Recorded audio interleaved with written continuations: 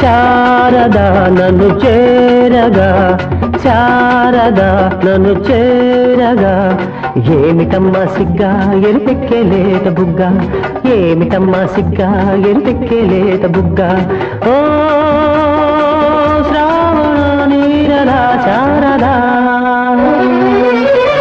శారదా నన్ను చేరగా, ఏమిటమ్మా సిగ్గా ఎరుపెక్కేలేత బుగ్గ, ఓ ఏమిటమ్మా సిగ్గా ఎరుపెక్కేలేత బుగ్గ.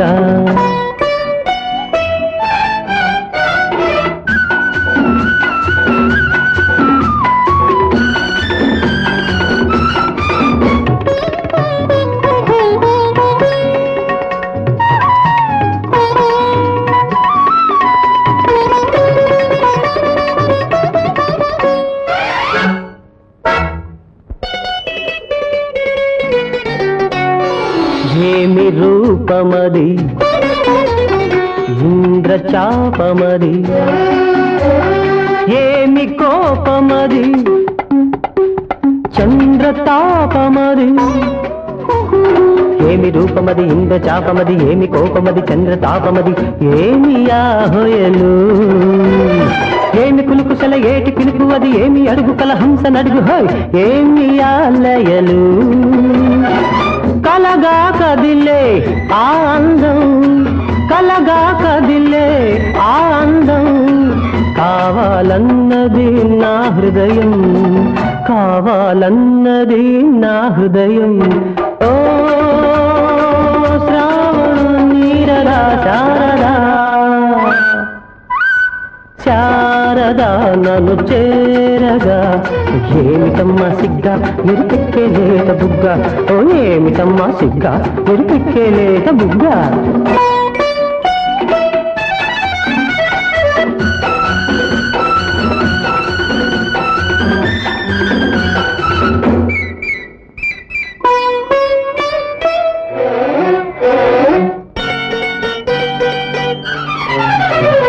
నీలి కళ్ళల్లో నా నీడ చూసుకొని, పాల నవ్వుల్లో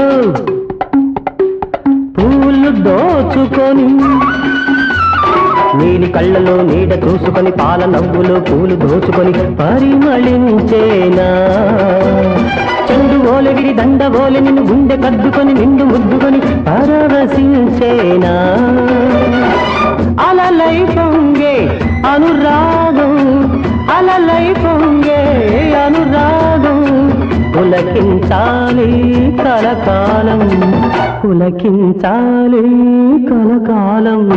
ఓ శ్రావణ నీరదా శారదా, శారదా నన్ను చేరగా, శారదా నన్ను చేరగా, ఏమిటమ్మా సిగ్గా ఎరుపెక్కేలేత బుగ్గ, ఓ ఏమిటమ్మా సిగ్గా ఎరుపెక్కేలేత బుగ్గ. ఓ శ్రావణ నీరదా శారదా,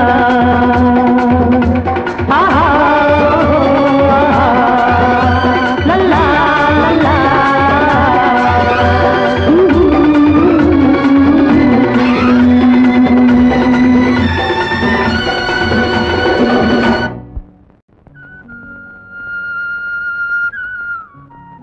అయ్యా బాబోయ్, ఎవరు శారదక్క, ఇంతకెలా వచ్చేసావు? ఈవేళ ముక్కోటి ఏకాదశి కదూ, ఈ ప్రసాదం ఇద్దామని వచ్చా. ఇవాళ ముక్కోటి ఏకాదశి అక్క, బతికించావు. అయితే ఇవాళ డాక్టర్ గారికి ఉపోషం పెట్టేస్తాను, ఆయనకు పుణ్యం వస్తుంది, నాకు ఈ తిట్లు తప్పుతాయి. తిట్లా? ఎందుకు తిట్లు? ఎందుకేంటక్క, ఈ వంట పాత్రలో ఏదో కల్తీ ఉన్నట్టుంది. ఇందులో ఏది వండినా తుమ్మ బంక వాసన, పచ్చి తేగల రుచి తప్ప ఇందులో ఏది వండినా బాగుంటుంది లేదక్క. ఈ వంట పాత్ర లోపం ఉందని తెలియక నా వంటలో ఏదో తప్పుందని తెగ తిట్టేస్తున్నారక్క.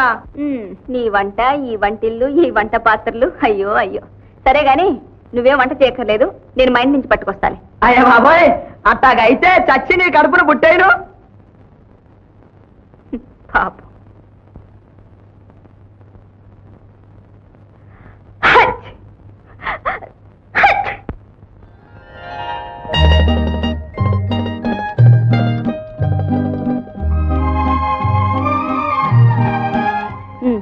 ఇక కానివ్వండి. మిమ్మల్ని భోంచేయండి. వినపట్టం లేదా? కనపడుతుందంతే. ఏమిటి?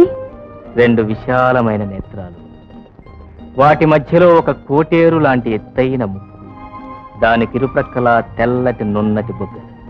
కొత్త ఉంది, అవి అందరికీ ఉంటాయి. ఉంటే మాత్రం అవి మమ్మల్ని చూడండి అని పిలవద్దు. ఏమండి, మీరు ముందు అన్నం తింటారా లేక ఇలాగ మాట్లాడుతూ కూర్చుంటారా? మాట్లాడుతూనే కూర్చుంటా. నిన్ను ఇలా ఎదురుగా కూర్చోబెట్టుకుని సంవత్సరాల తరబడి మునీశ్వరుడులా చుట్టూ పుట్టలు పెరిగే వరకు మాట్లాడుతూనే కూర్చుంటా. ఎక్కడికి? మా ఇంటికి. వెళ్ళవు. నువ్వు అలా అంటావే గాని వెళ్ళలేవు. అది మహాపాపం అని నీకు తెలుసు. అది కాదండి, ఇంట్లో చాలా పని ఉంది. అయితే వెళ్ళవు. నీతో పాటే వీటిని కూడా తీసుకెళ్ళు. ఆకలితో కడుపు మార్చుకుంటూ కళ్ళు పీక్కుపోతూ శారదా శారదా అంటూ ఈ టేపుల దగ్గరే జపం చేసుకుంటూ నా శేష జీవితాన్ని గడిపేస్తా. నువ్వు క్షేమంగా వెళ్ళురా శారద. ఏమండి, మీరు నిజంగా భోజనం చేయకపోతే నన్ను చంపుకు తిన్నంతోటే. అరే, ఏడుస్తున్నావా శారద? నిన్ను చూస్తుంటేనే కడుపు నిండిపోతున్నా నాకు. అవన్నీ లేకపోతే చూడు శారద, నన్ను ఒక దిక్కులేని పిల్లవాడినిగా తీసుకొచ్చి మనిషి అయ్యే వరకు మునుసుపుగా ఆదుకున్నారు. మనిషి అయిన తర్వాత నన్ను ఒక దిక్కుగా నడిపించే చుక్కాని ఇప్పుడు నా కళ్ళ ముందే ప్రత్యక్షమైంది. ఏమిటో ఈ మూర్తి ఈ మధ్య చంద్రమండలంలో. ఇదేమిటి మా శారదమ్మ ఎక్కడికి వచ్చిందేమిటి? అవే ఏం లేదండి, మా రంగడికి సరిగ్గా వంట చేత కావడం లేదని తనే వండి తీసు. ఓహో అలాగా. ఎందుకు వచ్చిన అబద్ధాలయ్యా ఇవి? నువ్వే ఏదో విందుకని పిలుచుంటావు. కాదు బాబాయ్, ఆయన చెప్పింది నిజమే. నువ్వు ఉండమ్మా, అతను వెనకేసుకొస్తావేమిటి? ఈ మూర్తి చిన్నప్పుడు ఎన్ని అబద్ధాలు చెప్పేవాడో నీకు తెలుసా? ఏమయ్యా ఇదేమన్నా బాగుందా? పెళ్లి గాని పిల్లని ఇలా విందులకి వినోదాలకి పిలిస్తే చూసేవాళ్ళు ఏమనుకుంటారు? ఒకవేళ అతను పిలిచాడే అనుకో, బెరబెరా వచ్చేడివే. ఆయన తప్పేం లేదు బాబాయ్. పాపం వేళకి పాలకి సరిగ్గా అన్నం ఉండటం లేదని నేనే వండి తీసుకొచ్చావు.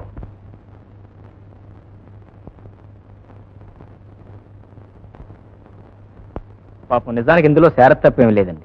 ఏమిటయ్యా ఈ తప్పుల దండకం? ఆవిడ తప్పు లేదని నువ్వు, నీ తప్పు లేదని ఆవిడ, అయితే నా తప్పు అంటావా? అంత మాట అనగలనా చెప్ప? అనేవయ్యా, తప్పు లేదు.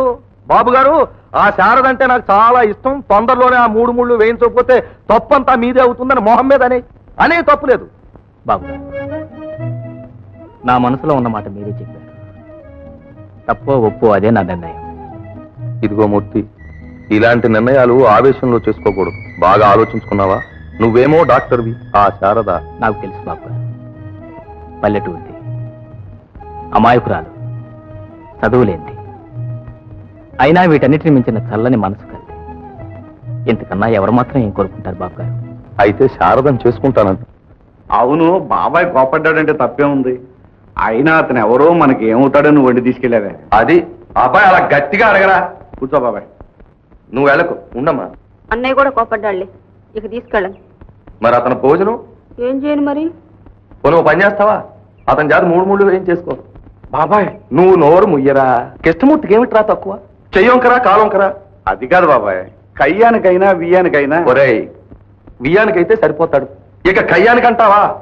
అది మన శారదమ్మ తెలుసుకోవాలి. ఏమమ్మా? ఏమిటి బాబాయ్ నువ్వు అనేది? ఈ పల్లెటూరి పిల్లకి అంత పెద్ద చదువు చదువుకున్న డాక్టర్. ఒరే కేశవ, పెళ్లిళ్ళు మనం చేస్తే జరిగేవి కావురా. భగవంతుడు ఎప్పుడో రాసి పెట్టేసి ఉంటాడు. మన కృష్ణమూర్తి శారదంటే మనసారా ఇష్టపడుతున్నాడు. ఏమిటి మన అభ్యంతరం? ఇక అది కాదు బాబాయ్, ఇది జరిగే పనేనా అని. జరుగుతుందిరా. నువ్వు అంటే ముహూర్తం కూడా పెట్టించేస్తాం. ఏమిటి? సరే, నువ్వు చెప్పిన మాటకు నేను ఎప్పుడైనా ఎదురు చెప్పానా? నువ్వు మీ అమ్మాయి ఇష్టపడితే మధ్య నాదే అభ్యంతరం. ఏమమ్మా, డాక్టర్ బాబుని చేసుకుంటావా? చెప్పు మరి, సిగ్గుపడకు. 100 ఏళ్ళు కాపురం చేయాల్సిందేనవి. మీ ఇష్టం. ఇంకే శుభస్య శీఘ్రం. సర్వమంగళ మాంగళ్యే శివే సర్వార్థ సాధకే శరణ్యే త్రిజంబికే దేవే నారాయణి నమోస్తుతే. మాంగళ్యం తంతునా నేనా మమ జీవన హేతునా కంఠే బధ్నామి శుభగే త్వం జీవ శరదాం శతం.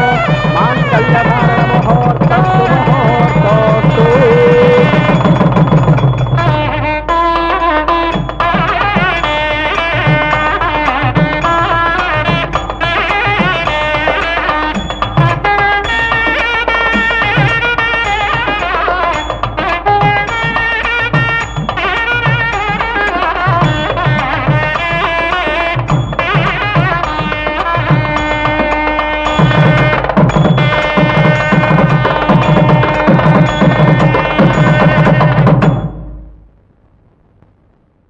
కేశవన్న, గుడికి వెళ్ళిన శారద ఇంకా రాలేదు, వైద్యానికి వెళ్ళిన ఆయన ఇంకా రాలేదు.